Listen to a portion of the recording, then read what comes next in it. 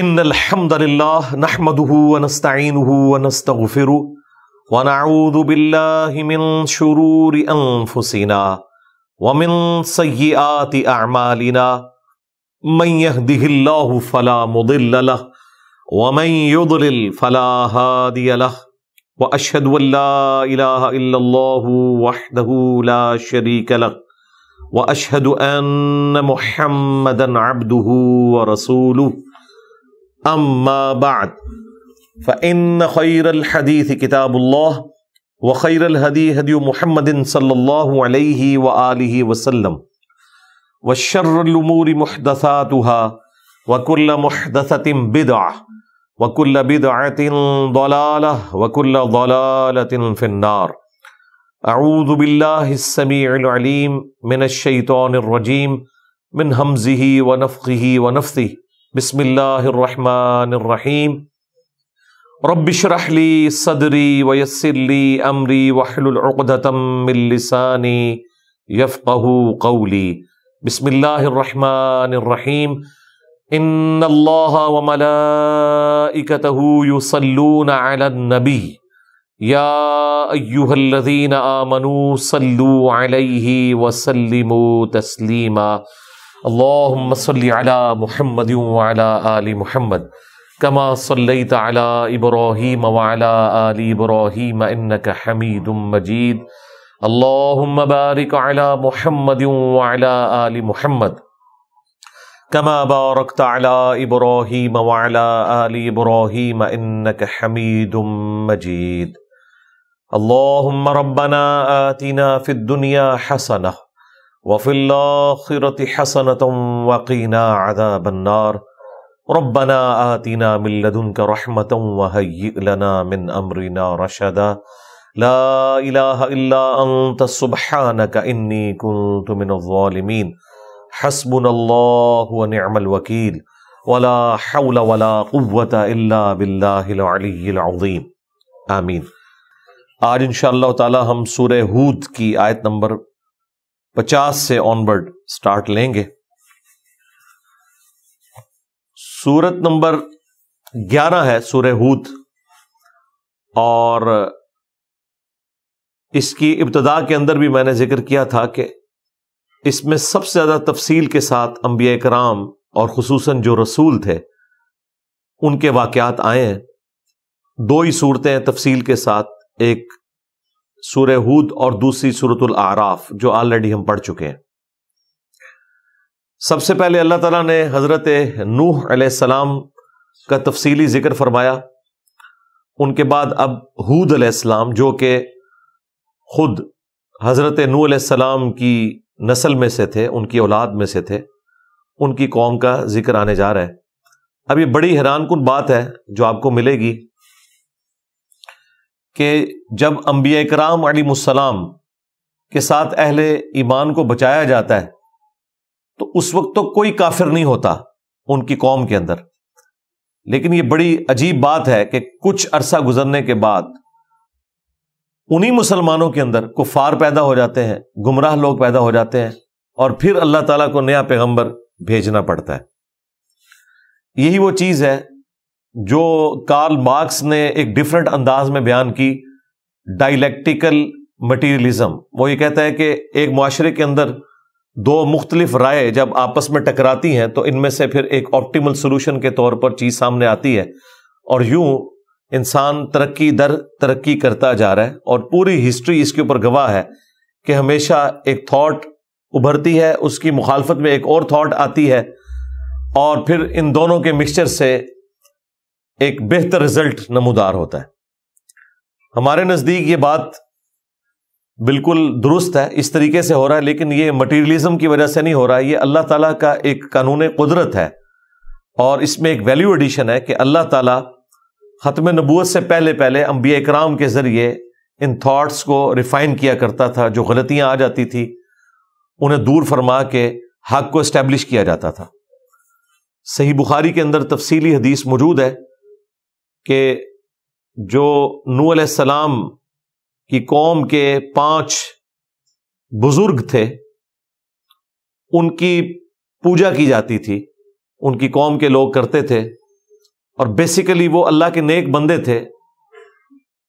ان نیک بندوں کی یاد میں جس جگہ پہ وہ بیٹھ کے عبادت کیا کرتے تھے، قوم نوح نے پتھر رکھنے شروع کر دیے نشانی کے طور پر، اور پھر کچھ عرصہ کے بعد انہی کے بت بنا لیے اور ڈائریکٹلی پھر ان کو پوجنا بھی شروع کر دیا. یوں پہلی دفعہ انسانی تاریخ میں شرک آیا تھا قوم نوح کے اندر. اور نوح علیہ السلام جو ہے وہ ان کی اصلاح کے لیے بھیجے گئے. وہ سورہ نوح کے اندر پارہ نمبر 29 کے اندر ان 5 بتوں کا ذکر آیا ہے.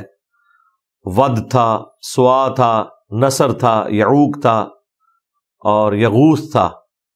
یہاں پہ بھی یعنی غوث کے قریب قریب یہ لفظ بنتا ہے یغوث. اس سے وہ مدد طلب کیا کرتے تھے. اب ہونا تو یہ چاہیے تھا کہ نوح علیہ السلام کے مخالفین جب بت پرست مٹا دیے گئے اور اہل ایمان کو بچایا گیا تو اب تو سارے مومنین کی اولاد تھے، لیکن پھر ان کے اندر گمراہی آ گئی اور یہ بار بار پروسیس جاری رہا. آپ دیکھیں قوم ہود ہی میں ایک ڈومیننٹ پرسنالٹی آئی ہے سمود نام کی، جن کی نسبت سے قوم سمود بنی اور ان میں اللہ تعالیٰ نے صالح علیہ السلام کو بھیجا. جب قوم ہود جو اہل ایمان بچائے گئے ان کی نسل خراب ہونا شروع ہوئی عقائد کے اعتبار سے، تو حضرت صالح علیہ السلام ان میں پیغمبر بنا کے بھیجے گئے. یہ سلسلہ مسلسل جاری ہے اور یہ اس امت میں بھی اس طریقے سے جاری ہے. صرف ایک فرق ہے کہ اب نبی کوئی نہیں آئے گا، بلکہ نبی کے پیٹرن کے اوپر نبی کی مبارک دعوت کو اللہ تعالیٰ اپنے بندوں کے ذریعے ختم نبوت کی برکت سے قرآن و سنت کی دعوت کو لوگوں تک پہنچائے گا. تو یہ گمراہیاں جو اس امت میں پھیلی ہیں، یہ اتنی بھی پریشانی کی بات نہیں ہے کہ کوئی خاص اسی امت کے ساتھ ایسا ہوا، اگلی امتوں میں بھی ایسا ہی ہوا کرتا تھا. یہ وہی پیٹرن ہے جو آگے ٹرانسفر کر رہا ہے. اعوذ باللہ من الشیطان الرجیم، بسم اللہ الرحمن الرحیم. وَإِلَىٰ عَادٍ أَخَاهُمْ هُودًا، اور قوم عاد کی طرف بھیجا گیا ان کے بھائیوں میں سے ہود کو. یہ عاد نام کی ایک پرسنالٹی تھی نوح علیہ السلام کی اولاد میں جو ڈومیننٹ تھے، جن کی نسبت سے یہ قوم عاد بنی. تو انہی کے بھائیوں میں ہود کو بھیجا گیا، یعنی انہی کی اسپیشی سے تعلق رکھتے تھے، اسی قوم میں سے تھے. ہمارے نبی علیہ السلام کے لیے بھی تو یہی آیا نا، لَقَدْ جَاءَكُمْ رَسُولٌ مِّنْ أَنفُسِكُمْ، تمہاری جانوں میں سے یہ رسول کو بھیجا. یعنی رسول بھی انسان ہوتے ہیں اور وہ اسی معاشرے سے تعلق رکھتے ہیں تاکہ وہ لوگوں کے لیے رول ماڈل بنے. قَالَ يَا قَوْمِ اعْبُدُوا اللَّهَ، تو وہی بات انہوں نے اپنی قوم کے سامنے رکھی جو نوح علیہ السلام نے رکھی تھی، اے میری قوم عبادت کرو اللہ کی. مَا لَكُم مِّنْ إِلَٰهٍ غَيْرُهُ، تمہارا اس کے سوا کوئی اور معبود نہیں ہے. ان انتم الا مفترون، مگر یہ کہ تم نے صرف ایک جھوٹ باندھ رکھا ہے، جو تم نے جھوٹے خدا گھڑ لی ہیں، ان کا کوئی لینا دینا نہیں اس سچے معبود کے ساتھ، یہ اس معبود کی تعلیمات نہیں ہے. اچھا، یہ ساری وہی دعوت ہے جو نوح علیہ السلام نے بھی رکھی تھی، اور میں چونکہ اس پہ تفصیلی بول چکا ہوں، اب میں صرف ان آیات کو ترجمے کی حد تک ہی کور کروں گا. یہ اگلی بات بھی وہی ہے، یا قوم لا اسألکم علیہ اجرا، اے میری قوم میں اس دعوت و تبلیغ کے بدلے میں جو تمہاری آخرت بنا رہا ہوں، تمہیں اللہ کا تعارف کروا رہا ہوں، قیامت کے دن کا ڈر سنا رہا ہوں، اس کے بدلے میں تم سے کوئی اجر نہیں مانگتا. ان اجریہ الا علی الذی فطرنی، میرا اجر اور میرا صلہ تو نہیں ہے مگر اس ذات کے ذمہ جس نے مجھے پیدا کیا ہے، وہی مجھے اجر دے گی اس دعوت و تبلیغ کا. افلا تعقلون، کیا تم اس حقیقت کو نہیں سمجھ رہے؟ کیا تم عقل نہیں رکھتے؟ یعنی یہ بتایا جا رہا ہے کہ میں نے اس دعوت و تبلیغ کے بدلے کوئی چندہ بک نہیں بنائی، تم سے پیسہ نہیں ہتھیایا، نہ میں نے کوئی سردار بننے کی کوشش کی ہے. میں تو آخرت کی فکر میں ہوں تمہاری، جو اللہ نے میری ڈیوٹی لگائی تھی. تو یہ بات کافی ہے کہ میں نے کوئی دنیاوی منصب حاصل نہیں کیا.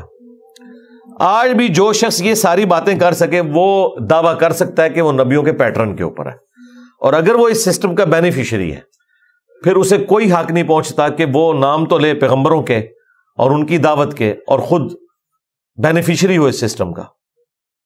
وَيَا قَوْمِ اسْتَغْفِرُوا رَبَّكُمْ، اور اے میری قوم استغفار کرو اپنے رب کی طرف، ثُمَّ تُوبُوا، اور پھر اس کی طرف متوجہ ہو، توبہ اور رجوع لاؤ، الیہ اس کی طرف، یرسل السماء علیکم مدرارا، تو یہ توبہ کی برکت یہ ہوگی کہ آسمان سے موسلا دار بارش تمہارے اوپر برسے گی۔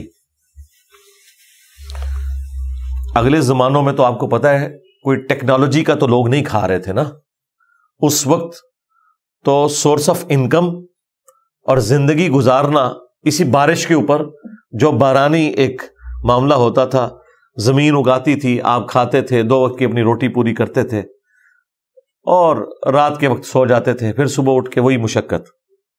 آج تو زندگی بالکل بدل چکی ہے نا جی، آج جو ذریعہ معاش ہے وہ بالکل ڈیفرنٹ ہو چکا ہے۔ آج جو ہمیں تکلیف معاش کی کاٹنی پڑ رہی ہے پہلے یہ والی نہیں تھی۔ آپ یوسف علیہ السلام کا جب ذکر خیر آئے گا اگلی سورت کے اندر، سورہ یوسف میں، اور اس کے اوپر ایران والوں نے جو فلم بنائی ہے وہ آپ دیکھیں تو وہ ساری کی ساری زندگی ان کی اناج کے گردی گھومتی ہے کہ وہ اگا رہے ہیں، کھا رہے ہیں، فاقے ہوئے ہیں، مصر چلے گئے ہیں اور وہاں سے جا کے اناج لے کے آئے ہیں۔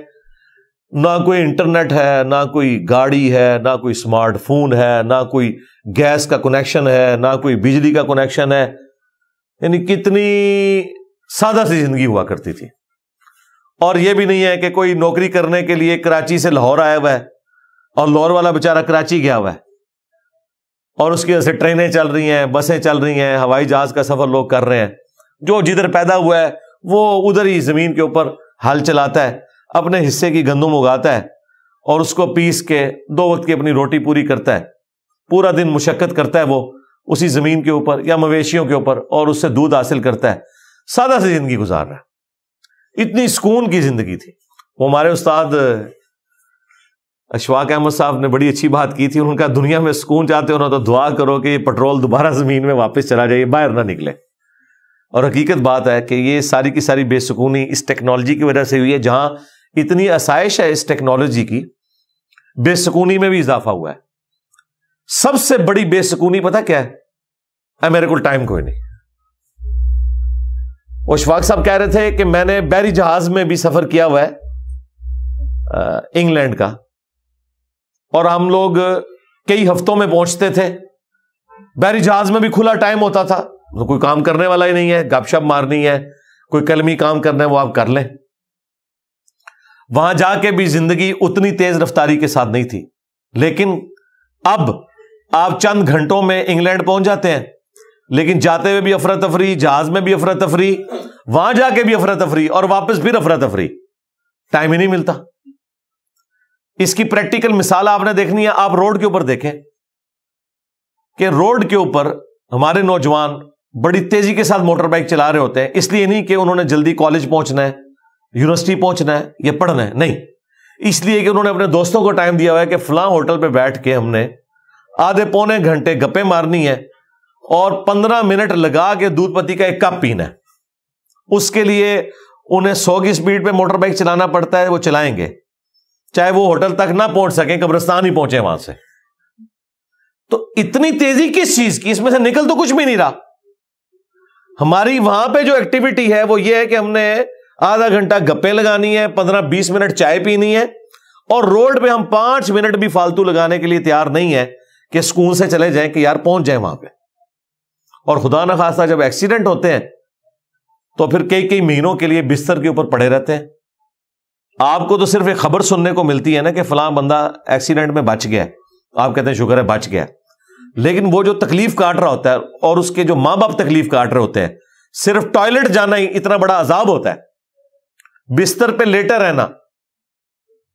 یہ جن لوگوں کے ساتھ اس قسم کے چھوٹے موٹے حادثات ہوئے ہیں نا، کسی کی ہڈی فریکچر ہوگی، ذرا اس سے پوچھیں کہ وہ ایک دن کس طرح گن کے کٹتا ہے، آپ کو ایک خبر ملتی ہے، پھر کئی مہینوں کے بعد دوبارہ بندہ منظر عام پہ آ جاتا ہے۔ وہ کئی مہینے اس نے خود کتنے تکلیف میں اور عذاب میں کاٹے، اور جو گھر والوں کے لیے مصیبت بن کے رہا وہ ایک الگ سے۔ تو پہلے زمانوں میں کیا سکون ہوا کرتا تھا، 2 وقت کی روٹی، اور وہ چیز آپ کو یہاں پہ سمجھ آئے گی کہ انہیں کیا بات کی جا رہی ہے کہ اللہ کی طرف توبہ لاؤ، اس کی طرف رجوع لاؤ، تو دیکھو وہ آسمان سے موسلا دار بارش تمہارے لیے نازل کرے گا، تمہارا رزق۔ وَيَزِدْكُمْ قُوَّةً إِلَىٰ قُوَّتِكُمْ، اور وہ تمہاری قوت میں اور قوت کا اضافہ کر دے گا، فائنینشیل ریسورسز تمہارے لیے آ جائیں گے، پلس یہ کہ تمہیں اولاد دے گا۔ اس وقت تو قبائلی سسٹم میں اولاد جو ہے نا وہ ایک ذریعہ ہوتی تھی قوت کا۔ وَلَا تَتَوَلَّوْا مُجْرِمِينَ، اور دیکھو کہ مجرم نہ بنو اس کی طرف سے روگردانی کرتے ہوئے۔ اب یہ مختصر سی دعوت تھی توحید کی، آخرت کی، اور اس کے اگینسٹ اللہ تعالیٰ کی طرف سے نعمتوں کی۔ اب ذرا جواب سنیں، یہ وہی جواب ہے جو آج بھی مسلمان آپ کو دیں گے، الفاظ چینج ہیں، تھیم وہی ہوگی۔ قالوا یا ہود، انہوں نے کہا اے ہود، ما جئتنا ببینہ، تو ہمارے پاس کوئی دلیل تو نہیں لے کے آیا، کوئی ایسی ہے جسے ہم قبول کریں۔ وما نحن بتارکی آلہتنا عن قولک، اور نہ ہم اپنے خداؤں کو چھوڑنے والے ہیں جن خداؤں کی وہ عبادت اپنے آباء و اجداد کی پیٹرن کے اوپر کر رہے تھے، صرف تیرے کہنے کے اوپر۔ وما نحن لک بمؤمنین، اور ہم کبھی بھی تیرے اوپر ایمان لانے والے نہیں ہیں۔ ان نقول، ہم تو بس تیری اس دعوت کے جواب میں یہی تجھے کہیں گے، الا تراک بعض آلہتنا بسوء، کہ تجھے ہمارے ہی کسی خدا نے دماغی خلل کے اندر مبتلا کر دیا۔ یہ جو تو بہکی بہکی باتیں کر رہے ہیں نا، یہ ہمارے کسی بزرگ کی مار پڑ گئی ہے تیرے اوپر۔ تو اب اس قسم کی گفتگو آج بھی لوگ آپ کو کرتے سنائی دیں گے کہ جی اے اللہ دی مار پی گئی ہے جی، اے ساڑھے بزرگوں ہی پی گئے نے۔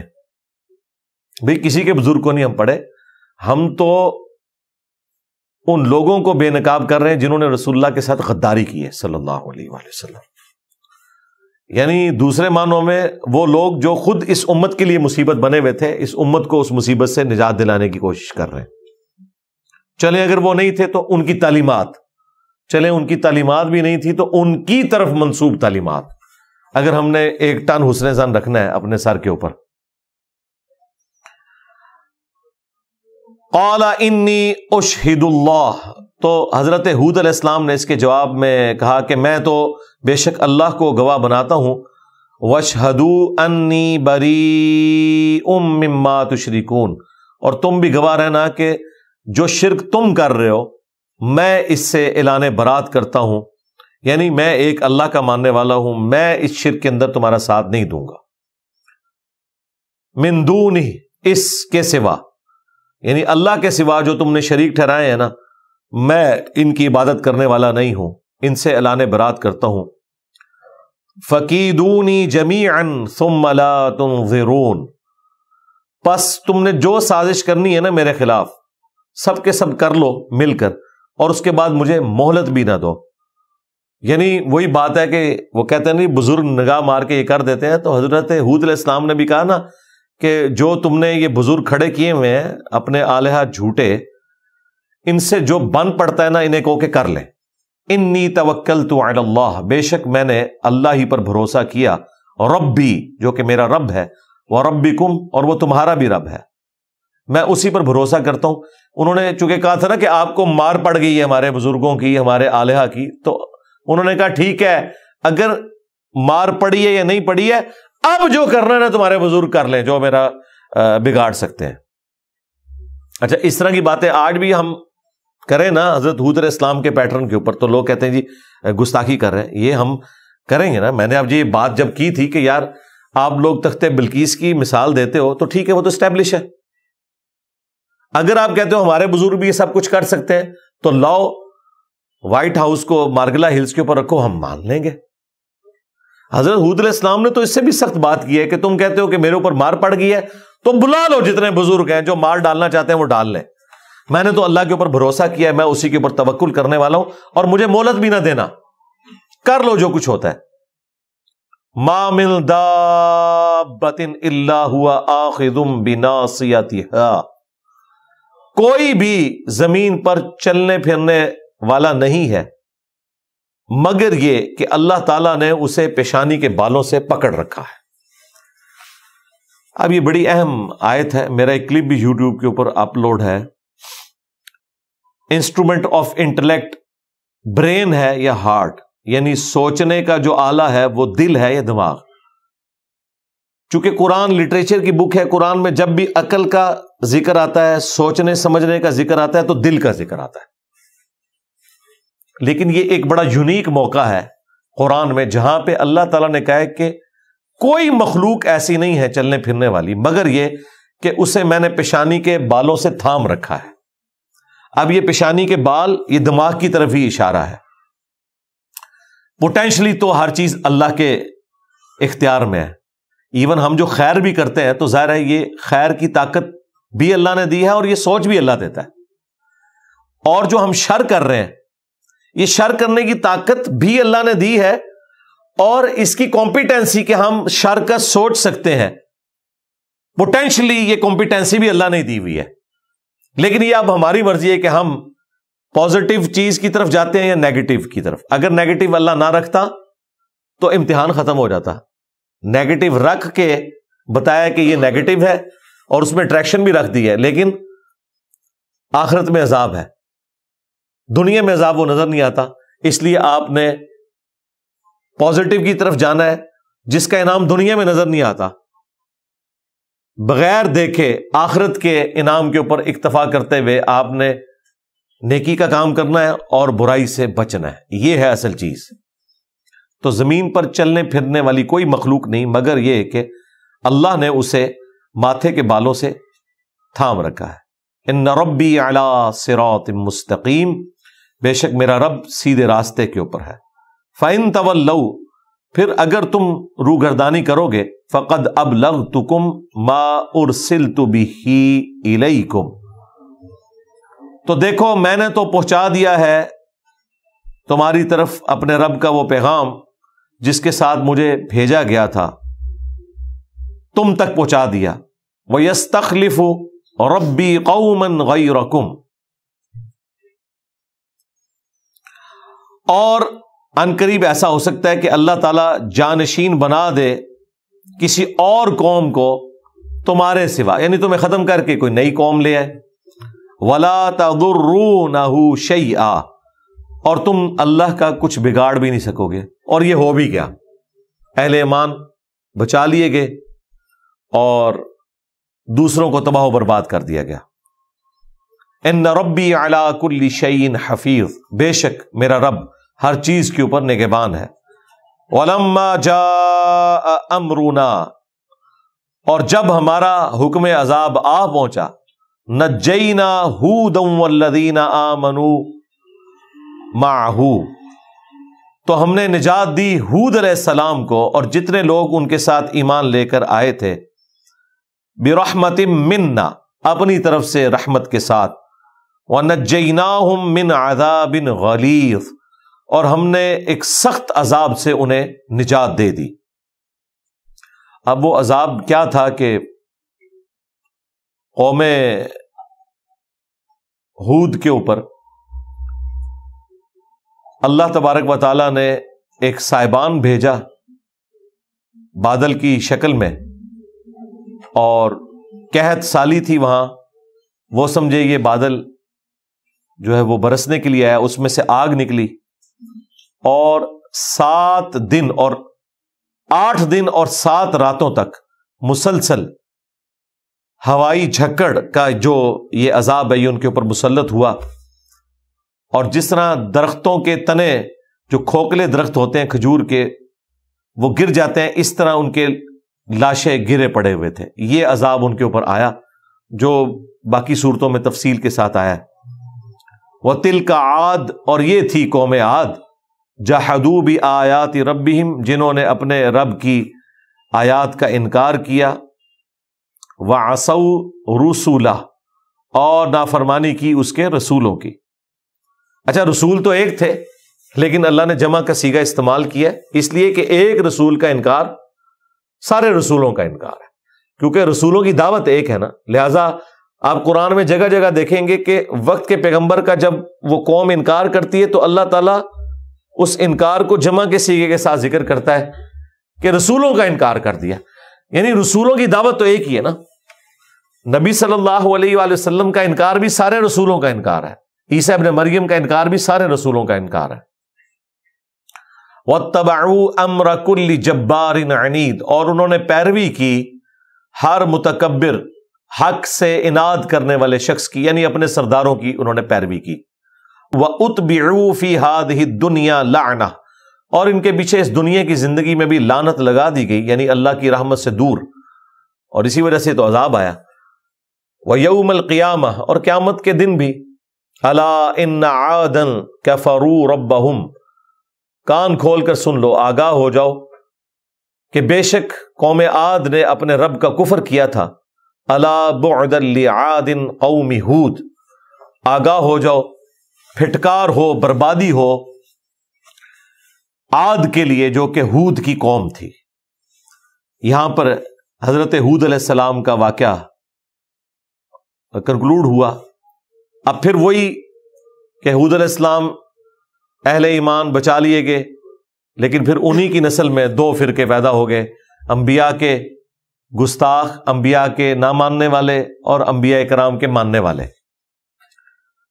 اور وقت کے ساتھ ساتھ دوسری پارٹی ڈومیننٹ ہو گئی، تو پھر اللہ تعالیٰ نے انہی میں حضرت صالح علیہ السلام کو بھیجا۔ اسی قوم عاد کی اولاد میں سے سمود نامی کوئی شخصیت تھی، جن کے نام کے اوپر اس قوم کا نام قوم سمود پڑا۔ وَإِلَىٰ ثَمُودَ أَخَاهُمْ صَالِحًا، اور ہم نے قوم سمود کی طرف انہی کے بھائیوں میں سے صالح کو بھیجا۔ قَالَ يَا قَوْمِ اعْبُدُوا اللَّهَ، انہوں نے بھی وہی دعوت دی کہ اے میری قوم عبادت کرو اللہ کی۔ مَا لَكُم مِّنْ إِلَٰهٍ غَيْرُهُ، اس کے سوا کوئی بھی تمہارا معبود نہیں ہے۔ ہوا انشأکم من الارض، اسی نے پیدا کیا تمہیں زمین سے۔ زمین سے انسان پیدا ہوا ہے، کیونکہ زمین کی خوراک سے ہی تو پروان چڑھتا ہے۔ ایک تو مٹی سے پیدا ہوا، دوسرا اس کی پرورش جو ہوتی ہے وہ زمین کی خوراک سے ہوتی ہے۔ بارش کے ذریعے اللہ تعالیٰ کھیتیاں اگاتا ہے، ان کھیتیوں کو ہم کھاتے ہیں، جانور بھی ان کھیتیوں کو کھاتے ہیں، پھر ان جانوروں کو ہم کھاتے ہیں۔ یہ سارے کے سارا جو فوڈ کا ایک چین اور ایک سرکل چل رہا ہے نا، یہ سارے کا سارا زمین سے ہی ہے۔ سورج اور زمین، ان دونوں کے ملنے سے یہ سارے کے سارا نظام حیات چل رہا ہے۔ تو اس نے زمین سے تمہیں اٹھایا، وَاسْتَعْمَرَكُمْ فِيهَا، اور تمہیں بسا دیا اس میں، فَاسْتَغْفِرُوهُ، تو اسی کی طرف مغفرت طلب کرو، ثُمَّ تُوبُوا إِلَيْهِ، پھر اسی کی طرف رجوع لاؤ۔ إِنَّ رَبِّي قَرِيبٌ مُجِيبٌ، بے شک میرا رب بہت قریب ہے اور دعائیں سننے والا ہے، التجا سننے والا ہے۔ قَالُوا يَا صَالِحُ، تو ان کی قوم نے جواب میں کہا کہ اے صالح، قَدْ كُنْتَ فِينَا مَرْجُوًّا، تم ہم ہی میں سے ایک شخص تھے جس کے بارے میں ہمیں بڑی امیدیں تھیں۔ قبل هذا اتنہانا، اس دعوت حق سے پہلے ہمیں تم سے بڑی امید لگی ہوئی تھی کہ تم ایک ہونہار شخص ہو ہماری قوم کے، اور تم نے ہماری قوم کا نام بلند کرنا ہے، لیکن تم نے ہی آ کر یہاں پہ درار ڈال دی ہے۔ یعنی جو پیغمبر ہوا کرتے تھے وہ اپنی قوم اور قبیلے میں اعلیٰ خاندانوں سے ہوتے تھے اور ایکسٹرا آرڈنری پرسنالٹیز ہوتے تھے، ذہین ترین لوگ ہوتے تھے۔ ہمارے محبوب علیہ السلام بھی تو صادق اور امین اعلان نبوت سے پہلے تھے۔ آپ علیہ السلام کے اوپر بھی بڑی امیدیں تھی قریش مکہ کی کہ یہ قریش کا نام روشن کریں گے، لیکن بعد میں انہوں نے ہی بدوائیں دی کہ اس شخصیت کی وجہ سے قریش کا خاندان دو ٹکڑے ہو گیا، باپ اس طرف کھڑا ہے بدر میں، بیٹا اس طرف کھڑا ہوا ہے۔ تو اے صالح، یہ دعوت توحید بلند کرنے سے پہلے تو ہم میں ایک ایسا شخص تھا جس سے ہمیں بڑی امید تھی۔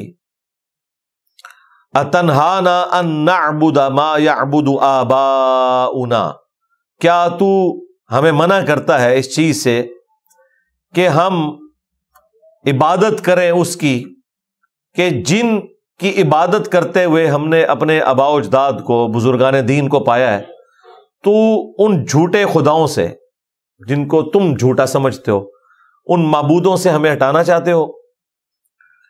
وَإِنَّنَا لَفِي شَكٍّ مِّمَّا تَدْعُونَا إِلَيْهِ مُرِيبٌ، اور بے شک ہم اس کے بارے میں شک میں مبتلا ہیں جس کی طرف تم ہمیں بلا رہے ہو ہم تو شک میں مبتلا ہو چکے ہیں، ہمارے دل میں وہ بات ٹھکتی نہیں ہے۔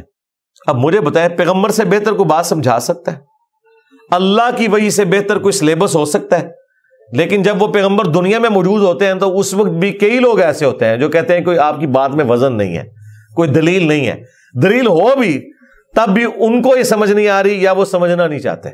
لہٰذا آج اگر ہم کسی کے سامنے قرآن و سنت رکھیں اور کہیں جی میں قائل نہیں ہوں اس کے اوپر، تو نہ ہو، تیرے بڑے بھی نہیں ہوتے تھے اور ان کے بڑے بھی نہیں ہوتے تھے، جب ہمارے بڑے انہیں دعوت دیا کرتے تھے کہ اپنے بڑوں کو چھوڑ دو، تو تمہارے بڑوں نے بھی اپنے بڑوں کو نہیں چھوڑا، تو تم بھی ہمارے کہنے پر اپنے بڑوں کو کیسے چھوڑو گے؟ ایک ہی بات ہے، مینٹلٹی وہی ہے۔ قال یا قوم ارأیتم ان کنت علی بینۃ من ربی، تو انہوں نے کہا کہ اے میری قوم، بھلا ذرا بتاؤ تو کہ اگر میں روشن دلیل پر ہوں اپنے رب کی طرف سے، وآتانی منہ رحمہ، اور اس نے مجھے رحمت عطا کی ہے، فمن ینصرنی من اللہ، تو مجھے ذرا یہ بتاؤ کہ اگر میں یہ حق کا راستہ چھوڑ دوں، یہ دعوت کا کام چھوڑ دوں، تو کون ہے جو مجھے بچا لے اللہ سے؟ ان عصیتہ، اگر میں اس کی نافرمانی کروں، نافرمانی اس سبب سے بھی کہ میں دعوت کا کام چھوڑ دوں، اور اس سبب سے بھی کہ خدا نخواستہ میں تمہارے راستے پر چل پڑوں، یہ تو نہیں ہو سکتا تھا، لیکن دعوت کا روکنا بھی اللہ کی نافرمانی ہے۔ فما تزیدوننی غیر تخسیر، تم تو نہیں زیادہ کرنا چاہتے میرے لیے سوائے نقصان کے، یعنی میرا حال تو یہ ہے کہ میں تمہیں حق کی طرف بلا رہا ہوں اور الٹا تم مجھے اس دعوت کے کام سے ہٹانا چاہتے ہو، تو اس سے تو میرے نقصان میں ہی تم اضافہ کرو گے، تو میں تو یہ حق کا راستہ کبھی چھوڑنے والا نہیں۔ وَيَا قَوْمِ هَٰذِهِ نَاقَةُ اللَّهِ، اور اے میری قوم، یہ ہے اللہ کی اونٹنی، لَكُمْ آیَةٌ، جو تمہارے لیے ایک نشانی ہے۔ انہوں نے حضرت صالح علیہ السلام سے ریکویسٹ کی تھی کہ ہمیں ایک معجزہ دکھائیں، اور معجزہ یہ کہ جو پہاڑ ہے اس میں سے ایک اونٹنی نمودار ہو، اور پہاڑ میں سے تو اونٹنی نہیں نکل سکتی، یعنی اونٹنی میں سے کوئی اونٹ کا بچہ، اونٹنی کا بچہ نکلے اور وہ بڑا ہو۔ بہرحال اللہ تعالیٰ نے یہ معجزہ دکھا دیا۔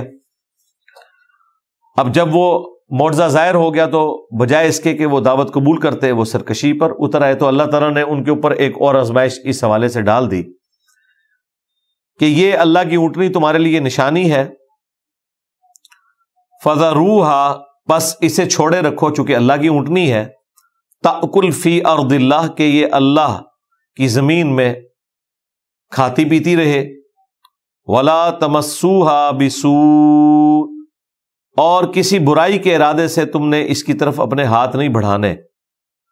اب ظاہر ہے ان کے لیے آزمائش بن گئی، وہ اونٹنی ایک دن اونٹنی کے لیے مقرر تھا کہ وہ پانی پیتی تھی، اور ایک دن باقی پوری قوم کے جو جانور تھے وہ پانی پیا کرتے تھے۔ کچھ عرصے ہی انہوں نے برداشت کیا، پھر وہی ہوا کہ انہوں نے اس اونٹنی کو قتل کر دیا، تو یہ آزمائش ان کے لیے بن گئی۔ فَيَأْخُذَكُمْ عَذَابٌ قَرِيبٌ، اگر تم نے اس اونٹنی کو کوئی نقصان پہنچایا تو تمہیں بڑے دن کا عذاب بہت جلد آگ پکڑے گا۔ فَعَقَرُوهَا، تو انہوں نے اس کی کونچیں کاٹ ڈالی، اس کی رگ کو کاٹ دیا۔ فَقَالَ تَمَتَّعُوا فِي دَارِكُمْ، تو حضرت صالح علیہ السلام نے کہا کہ بس اب کچھ عرصہ تم زمین میں لطف اٹھا لو، فی دارکم ثلاثۃ ایام، 3 دنوں تک۔ ذالک وعد غیر مکذوب، اور یہ ایک ایسا وعدہ ہے جو جھٹلایا نہیں جا سکتا، بس 3 دن کے بعد تم پر عذاب آ جائے گا، کیونکہ اللہ تعالیٰ نے وحی کے ذریعے حضرت صالح علیہ السلام کو بتا دیا تھا کہ جب یہ اس قسم کی حرکت کریں گے تو اس کے 3 دن کے بعد تم پر عذاب آ جائے گا۔ تو انہوں نے اس اونٹنی کو قتل کر دیا۔ فلما جاء امرنا، پس جب ہمارا حکم عذاب آ گیا، نجینا صالحا، تو ہم نے نجات دی صالح علیہ السلام کو، والذین آمنوا معہ، اور اہل ایمان کو بھی جو ان کے ساتھ ایمان لائے تھے، برحمت منا، اپنے پاس سے رحمت کے ساتھ، ومن خزی یومئذ، اور اس دن کی ذلت اور رسوائی سے بھی بچا لیا حضرت صالح علیہ السلام اور ان کی قوم کو. ان ربک هو القوی العزیز، بے شک تیرا رب قوت والا ہے اور غالب ہے. وَأَخَذَ الَّذِينَ ظَلَمُوا الصَّيْحَةَ، اور پکڑ لیا ان کفار کو ایک چنگھاڑ نے، یعنی ایک کڑک آئی خوفناک، ایک زوردار آواز آئی. فَأَصْبَحُوا فِي دِيَارِهِمْ جَاثِمِينَ، تو وہ اپنے گھروں میں گھٹنوں کے بل اوندے پڑے رہ گئے. كَأَن لَّمْ يَغْنَوْا فِيهَا، اور وہ اس طریقے سے ختم ہو گئے گویا وہ کبھی وہاں پر آباد ہی نہیں تھے. أَلَا إِنَّ ثَمُودَ، آگاہ ہو جاؤ کہ بے شک سمود نے کفروا ربہم، اپنے رب کا کفر کیا. أَلَا بُعْدًا لِثَمُود، آگاہ ہو جاؤ بربادی ہے، پھٹکار ہے قوم سمود کے لیے. تو یہاں پر حضرت صالح علیہ السلام کی قوم کا ذکر مکمل ہوا کہ ان کا بھی الٹیمیٹ انجام پھر یہی ہوا. اور پھر اسی طریقے سے نسل انسانی چلتی رہی، حتیٰ کہ حضرت ابراہیم علیہ السلام منظر عام پر آئے اور وہ اپنی دعوت لے کر سامنے آئے، اور انہی کے بھتیجے تھے حضرت لوط علیہ السلام. ان کو اللہ تعالیٰ نے ایک قوم کی طرف روانہ کیا جس کے اندر برائی پائی جاتی تھی. اب وہ دونوں کا کمبائنڈ ذکر یہاں پر آئے گا، لیکن تفصیل کے ساتھ قوم لوط کا ذکر آئے گا. اس حوالے سے آلریڈی میں نے سورۃ الاعراف کے اندر تفصیلی گفتگو کی تھی. قوم لوط پر عذاب کیوں آیا اور اس سے ریلیٹڈ جتنے احکام و مسائل تھے قرآن و سنت کی روشنی میں، اس فعل کی شرعی سزا کیا ہے اور احادیث کے اندر کیا تفصیلات آئی ہیں. تو آج میں صرف بس اتنا ہی ذکر کروں گا جتنا ساتھ ساتھ آئے گا، اتنی تفصیل کے ساتھ اس ٹاپک کو لے کے نہیں چلوں گا. سورہ الاعراف کے اندر جو آیات گزری تھی ان میں آلریڈی ڈسکس کر چکا ہوں. وَلَقَدْ جَاءَتْ رُسُلُنَا إِبْرَاهِيمَ بِالْبُشْرَى، اور بے شک ہمارے فرشتے آئے ابراہیم علیہ السلام کی طرف. رسول کہا گیا یعنی وہ پیغمبر بن کے، اس اعتبار سے اللہ کا پیغام لے کر. قالوا سلاما، اور خوشخبری کے ساتھ انہوں نے یہ بھی کہا کہ آپ پر سلامتی ہو.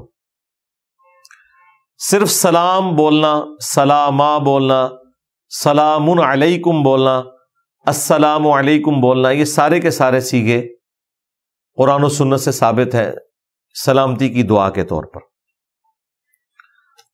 قال السلام، تو انہوں نے ابراہیم علیہ السلام سے کہا کہ آپ پر سلام ہو. تو اس کے جواب میں آپ نے فرمایا قال سلام، تم پر بھی سلام ہو. پہلے فرشتوں نے آ کے سلام کیا، اس کے بعد حضرت ابراہیم علیہ السلام نے سلام کے جواب میں کہا قال سلام، تم پر بھی سلام ہو.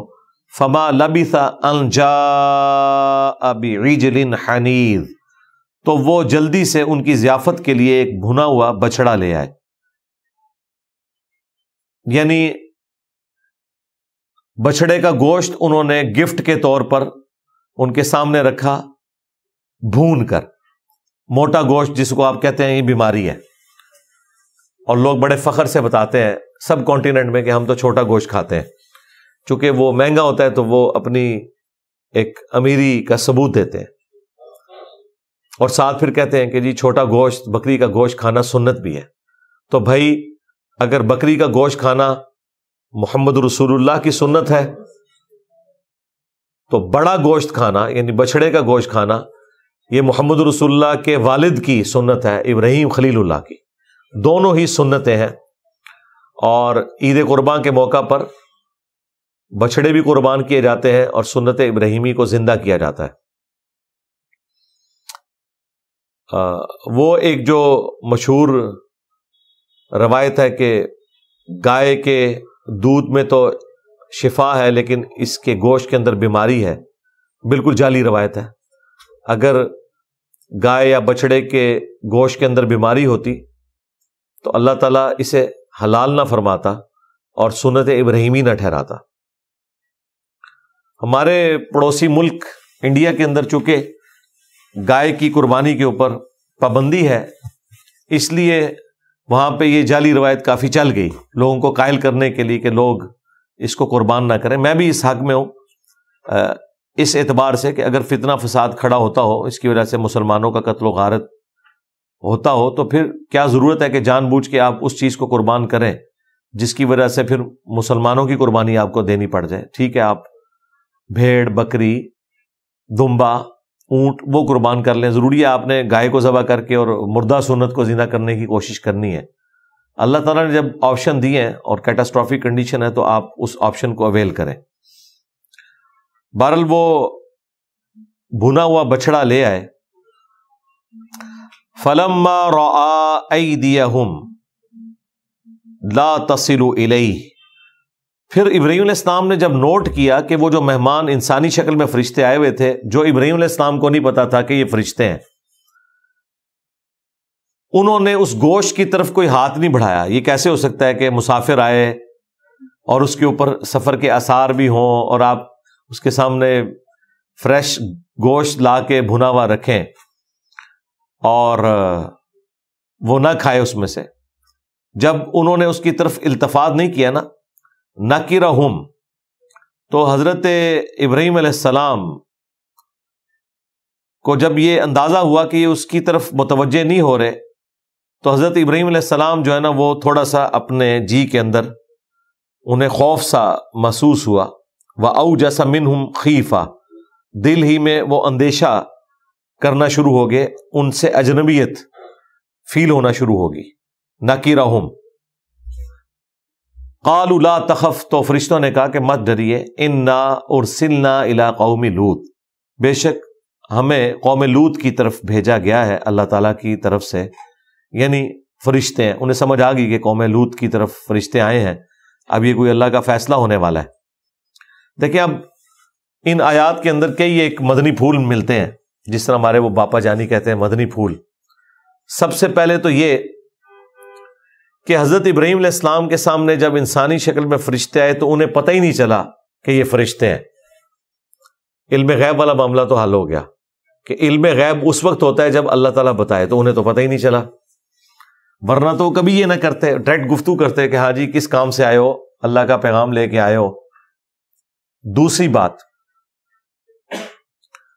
ان فرشتوں نے بھی آج کی ڈاکٹرن میں تو تھوڑی سی گستاخی کر دی کہ خام خواہ حضرت ابراہیم علیہ السلام کو ایک کام کرنا پڑا. آپ ذرا امیجن کریں کہ وہ بچڑا ذبح ہوا ہوگا، پھر اس کی کھال اتری ہوگی، گوشت بنایا ہوگا. فریج تو نہیں تھے کہ آپ نے پہلے ہی سنبھال کے رکھا ہوا تھا، تازہ بچڑا.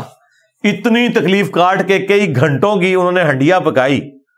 ٹھیک ہے، آج آپ کئی گھنٹوں میں ہڈیاں پکا کے سامنے رکھیں اور بندہ کہ جی میرا روزہ ہے لے جاؤ، تو انسان کو غصہ نہیں آتا. تو اس اعتبار سے تھوڑی سی گستاخی بھی کر دی آج کی ڈاکٹرن میں کہ پہلے ہی بتا دیتے ہیں ابراہیم علیہ السلام کو یہ مشقت نہ کاٹنی پڑتی. تیسری بات، جب وہ کھانا نہیں کھا رہے تھے پھر بھی حضرت ابراہیم علیہ السلام کی توجہ اس طرف نہیں گئی ہے کہ ہو سکتا ہے یہ فرشتے ہی ہوں. اس چیز نے دوبارہ کنفرم کر لیا کہ علم غیب اس زمانے میں اس طرح نہیں ہوتا تھا جب تک کہ اللہ تعالیٰ نہ بتائے. اور حقیقت یہ ہے کہ علم غیب یہی ہوتا ہے کہ اللہ کے بتانے سے پتہ چلتا ہے. چوتھی بات اس میں سے کہ حضرت ابراہیم علیہ السلام نے اپنے دل میں خوف محسوس کیا ان سے، جی کے اندر اجنبیت فیل کی کہ یہ میرے گھر کا کھانا کیوں نہیں کھا رہے.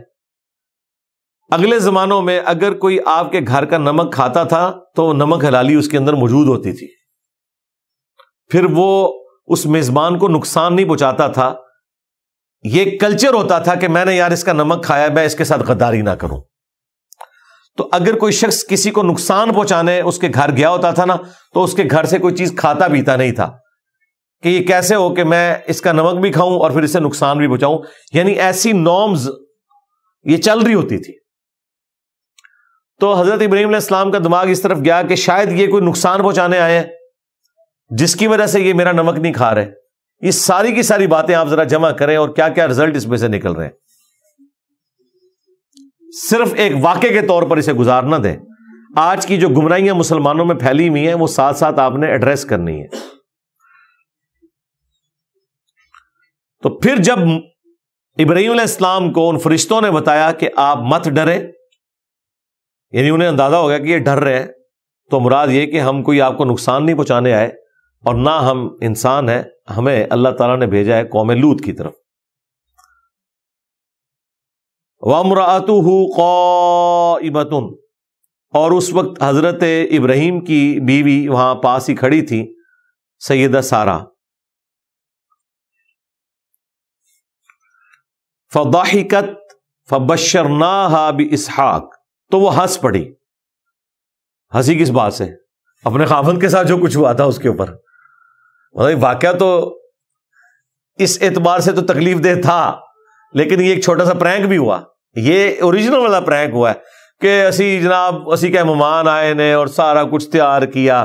ظاہر ہے ان کی بیوی نے بھی بیچ میں ساری ایفرٹ پٹ کی ہوگی۔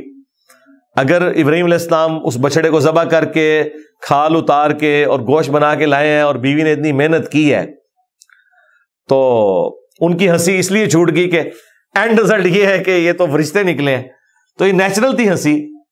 آج کی ڈاکٹرن میں 295C لگتی ہے کہ وہ اپنے خاوند جو کہ پیغمبر تھا اس کے اوپر ہنس رہی تھی۔ فرشتوں پہ تو نہیں وہ ہنسی، اپنے خاوند پہ ہی ہنسی ہے نا، یا اپنے اوپر خود ہنسی ہوں گی کہ یہ کیا ہوا۔ اور یہ سب کچھ نیچرل تھا، انسان اسی طریقے سے بیہیو کرتے ہیں۔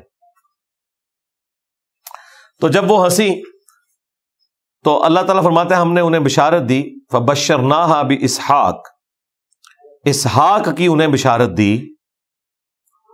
یعنی وہ ہنسی کیا، ان کو اگلی ایک بات فکر والی ڈال دی۔ یعنی وہ بوڑھی عورت تھی، حضرت ابراہیم علیہ السلام بھی 90+ ہو چکے ہوئے تھے، اور سیدہ سارہ بھی 70-80+ تھی۔ تو ایک تو وہ ہنسی، اور اوپر سے فرشتوں نے اس ہنسی کے اندر مزید اضافہ کر دیا۔ ٹھیک ہے، وہ پنجابی میں کہتے ہیں نا کہ آسے دا پڑاسا ہو گیا۔ تو اس پہ وہ نہیں ہنسی ہیں، بلکہ وہ دوسری جگہ پہ آتا ہے کہ انہوں نے فوراً اپنا ہاتھ ماتھے پہ مارا یوں کر کے کہ اس بڑھاپے میں مجھے اولاد کی بشارت دے رہے ہو۔ مطلب یہ خوشخبری ہے کہ ایک بوڑھی عورت جو ہے وہ ایک بچہ کھلائے اب اس عمر کے اندر، جبکہ میرا خاوند بھی بوڑھا ہو چکا ہے اور میں بھی بوڑھی ہوں۔ ہمارے معاشرے میں تو اللہ دیتا کہا جاتا ہے نا اگر بڑھاپے میں کسی کو اولاد ہو جائے۔ تو اس زمانے میں بھی بڑی عجیب بات ایک تصور کی جاتی تھی، اور ظاہر ہے کہ اولاد اس طرح ہوتی بھی نہیں۔ یعنی عورت جب 45+ کراس کر جائے اور اس کے وہ مینسز کا سلسلہ ختم ہو جائے تو پھر پریگنینسی کے چانسز آلموسٹ ختم ہو جاتے ہیں۔ اور یہاں پہ 70-80 سال کی بڑھیا اور خاوند بھی 90+ ہیں۔ حضرت اسماعیل علیہ السلام تو پیدا ہو چکے ہیں، وہ 87 ایئرس کی ایج میں پیدا ہوئے ہیں جب ابراہیم علیہ السلام 87 ایئرس کے تھے۔ تو وَمِن وَرَاءِ إِسْحَاقَ يَعْقُوبَ، اور ساتھ ہی پوتے کی بشارت بھی دے دی، ہاں، کہ اسحاق ہوگا اور اس کا بیٹا یعقوب ہوگا۔ اور یعقوب وہ جس کا لقب اسرائیل، اور اس کے 12 بیٹے جن میں یوسف علیہ السلام بھی ہیں، اور یہاں سے بنی اسرائیل چلے گی۔ یہ 7 بشارت مل گئی۔ قالت یا ویلتا، انہوں نے کہا وائے حیرانگی، یہ یعنی وہ ایکسکلیم ود سارو، انہوں نے کہا ہائے، اَأَلِدُ وَأَنَا عَجُوزٌ، میرا بچہ ہوگا جبکہ میں بوڑھی ہوں، وَهَذَا بَعْلِي شَيْخًا، اور یہ میرے میاں بھی اتنے بوڑھے ہو چکے ہوئے ہیں، اب بڑھاپے میں نے بچے کھلانے ہیں اس عمر کے اندر۔ اولاد تو ان کو نہیں ہوئی تھی نا، تو حالانکہ خوشی بھی تھی کہ اللہ تعالیٰ اولاد دے رہا ہے ایک ایسی عورت کو جس کی اولاد ہی کوئی نہیں ہے، اور ساتھ پوتے کی بشارت بھی دے رہا ہے۔ لیکن دوسری طرف تھا کہ لوگ کیا کہیں گے، ظاہر ایک نیچرل تھی چیز۔ ان ھذا لشیء عجیب، یہ تو بڑی عجیب و غریب بات ہے کہ اب اس بڑھاپے میں ہمیں اولاد ہو جائے۔ اب اس کا مطلب قطعاً یہ نہیں تھا کہ وہ اللہ تعالیٰ کی قدرت کے اوپر یقین نہیں رکھتے تھے، لیکن انسان بہرحال انسان ہے، وہ فوراً اس طرف جاتا ہے کہ اللہ تعالیٰ نے اس دنیا کو اسباب کے ساتھ ہی جوڑا ہوا ہے، ہمیشہ معجزات نہیں ہوتے۔ یہ آپ کو لگتا ہے نا کہ ایک بابا بھی روزانہ کو 50 باتیں معجزات کی کر دیتا ہے۔ انبیاء میں یہ نہیں پائی جاتی تھی کہ معجزے در معجزے ہوتے جا رہے ہیں، صبح اٹھاتے ایک معجزہ ہے، ایک دوپہری۔ تو انہوں نے کہا کیسے ہوگا، اور یہی ہوا ہے حضرت زکریا علیہ السلام کے کیس میں بھی۔ سورہ مریم میں آل عمران میں آتا ہے کہ جب انہوں نے دعا کی کہ مجھے بڑھاپے میں اولاد دے، اور جب فرشتہ بشارت دینے آیا تو انہوں نے کہا میری اولاد کیسے ہوگی، میری تو بیوی بانجھ ہے، میں بوڑھا ہو چکا ہوں، تو یہ سلسلہ تو ہو نہیں سکتا. بھائی دعا خود مانگی تھی. اور پھر جب تمہیں پتا، پھر فرشتوں نے کیا کہا تھا کہ بھئی اللہ تعالیٰ تو ہر چیز پر قادر ہے، آپ کچھ بھی نہیں تھے، اللہ نے آپ کو پیدا کیا ہے، تو اللہ تعالیٰ اولاد دے سکتا ہے. اس کا یہ مطلب نہیں کہ ان کا عقیدہ نہیں تھا، یہ تھا کہ یہ کیسے ہو جائے گا، کہ عام طور پر ایسا نہیں ہوا کرتا. وہ عبد القادر جیلانی ہے جڑے 7 پتر لے کے دیتے تھے زبردستی.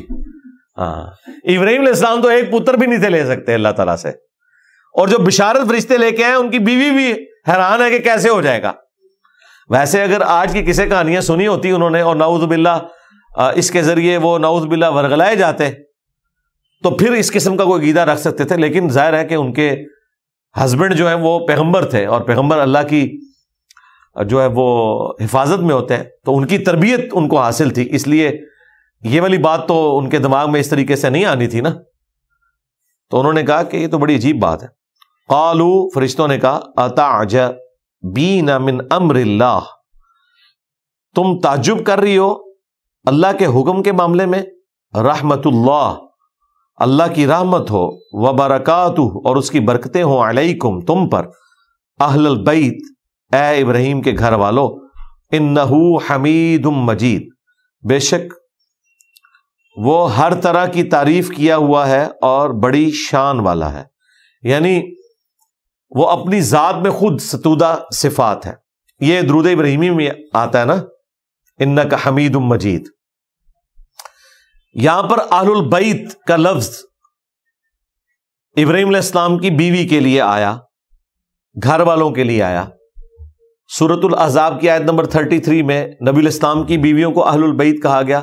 بیویاں بھی اہل البیت میں ہیں اور اولاد بھی اہل البیت میں داخل ہوتی ہے. فلما ذهب عن ابراہیم الروع، پس جب ابراہیم علیہ السلام سے وہ خوف ٹل گیا. ظاہر ہے کہ جب یہ باتیں شروع ہوئی تو ظاہر ہے تھوڑی فریکنس شروع ہو گئی. پہلے تو وہ ڈرے ہوئے تھے، یہ نمک نہیں کھا رہے، تو پہلے انہوں نے بتایا کہ دیکھو ہمیں اللہ نے بھیجا ہے قوم لوط کی طرف، آپ کے لیے ہم یہ خبر لے کے آئے ہیں کہ بڑھاپے میں اب سارا کو اولاد ہوگی. لیکن اس سے پہلے جو تکلیف کاٹنی تھی وہ کاٹ چکی ہیں. حضرت سارہ نے وہ سوکن والا معاملہ بھی ہوا سیدہ ہاجر کے ساتھ. ہاجرہ لفظ نہیں، یہ ہاجر لفظ ہے. اور پوری زندگی بغیر اولاد کے گزاری انہوں نے. اس کے بعد خوشخبری ملی اور وہ بھی بڑھاپے میں. اب سمجھ نہیں آ رہی کہ اس پہ خوشی منائیں یا بڑھاپے میں اولاد جو کھلانی پڑے گی اس کے اوپر لوگ کیا باتیں کریں گے. اس کی بھی ایک تکلیف معاشرے کی ہے. تو یہ سارے کے سارا جب خوف دور ہوا ابراہیم علیہ السلام سے، وجاءتہ البشرا، اور انہیں یہ خوشخبری مل گئی کہ انہیں اولاد ہونے والی ہے. یجادلنا فی قوم لوط، تو وہ قوم لوط کے بارے میں جھگڑنا شروع ہو گئے فرشتوں کے ساتھ. دوسری جگہ ذکر ہے کہ ابراہیم علیہ السلام نے بھی یہ بات کی تھی کہ یہ اولاد ہوگی، تو فرشتوں نے کہا کہ مطلب کیا آپ اللہ کی قدرت سے یہ چیزیں باہر ہیں، اس کی رحمت سے باہر ہیں؟ انہوں نے کہا نہیں، اللہ کی رحمت سے تو مایوس جو ہے وہ فاسقین لوگ ہی ہوتے ہیں، ایسی بات نہیں ہے. صرف ایک دنیاوی جو ایک معاملہ ہے اس کے اندر اللہ تعالیٰ نے چیزوں کو اسباب کے ساتھ جوڑا ہوا ہے. میں آپ کو بڑے وثوق سے کہوں گا، اس طرح کے جتنے واقعات ہیں، خواہ حضرت زکریا علیہ السلام کا تعجب کرنا، دعا مانگنے کے باوجود، فرشتوں کی بشارت کے باوجود کہ اولاد کیسے ہوگی، حالانکہ ان کو تو پتا تھا نا کہ اولاد ہو سکتی ہے، خواہ حضرت مریم کا تعجب کرنا باوجود اس کے کہ جبرائیل علیہ السلام انسانی شکل میں آگے کہہ رہے ہیں کہ آپ اور آپ کی اولاد کو ہم جان والوں کے لیے نشانی بنانے لگے ہیں، اور جب بچہ پیدا ہوا ہے تو وہ کہہ رہی ہے میں مر کے مٹی ہو جاتی، میں اپنی قوم کو کیا منہ دکھاؤں گی. تو بڑی اللاجیکل چیز لگتی ہے اہل ایمان کے کیس میں. ہمیں کو بشارت دے تو ہم شاید ایسا نہ کر رہے ہوں، اور اتنی بڑی ہستیاں اچانک ایسا کیوں کر رہی ہیں؟ ایک بشری تقاضا ہے. اور تیسرا یہ واقعہ آپ دیکھ لیں، یہ بڑے وثوق کے ساتھ میں بات کر رہا ہوں. اگر یہ واقعات بخاری مسلم میں آئے ہوتے نا تو منکرین حدیث نے کہنا تھا دیکھو کتنی گستاخی لکھی ہوئی ہے انبیاء کی. بھلا انبیاء ایسے ہو سکتے ہیں کہ دعائیں مانگے اللہ سے اور فرشتے آگے انہیں بشارت دے رہے ہیں اولاد کی، پھر بھی وہ یہ آگے سے کہنا شروع کر دیں کہ ہمیں اولاد کیسے ہو سکتی ہے؟ یہ سارے واقعات اگر بخاری مسلم میں ہوتے تو ان لوگوں نے مذاق اڑانا تھا، لیکن آج آپ ان کے سامنے رکھیں تو تعویل کریں گے کہ نہیں وہ بشری تقاضے کے تحت. بھائی کوئی عام بشر تھے، وہ پیغمبر تھے، اللہ کے نمائندے تھے دنیا پہ. ہمارا یہ عقیدہ ہے کہ اللہ تعالیٰ اگر بشارت دے تو ایسا ہی ہوا کرتا ہے. ان کا کیا عقیدہ نہیں تھا؟ بھائی تھا، وقتی طور پہ ہو گیا ایسا. تو یہ جو بشری کمزوریاں لگی ہوئی ہیں، میں انہیں کوئی گناہ نہیں کہتا اور کوئی لفظ استعمال نہیں کرتا. انسانی کمزوری ہے کہ انسان اسباب کے ساتھ اللہ تعالیٰ نے اسے جوڑا ہوا ہے، تو ان اسباب کو اڈاپٹ کرنا ہوتا ہے. یعقوب علیہ السلام اور ان کے بیٹوں کے اوپر جب فاقہ آیا ہے تو یعقوب علیہ السلام نے نیچے دیکھا تو سونا، اوپر دیکھا تو سونا نہیں کیا، بلکہ مصر بھیجا ہے اپنے بیٹوں کو، اور وہاں یوسف علیہ السلام سے جا کر لے کے آئے ہیں، اور انہوں نے جا کے وہاں رونا رویا ہے کہ بھئی فاقے آ گئے ہم پر.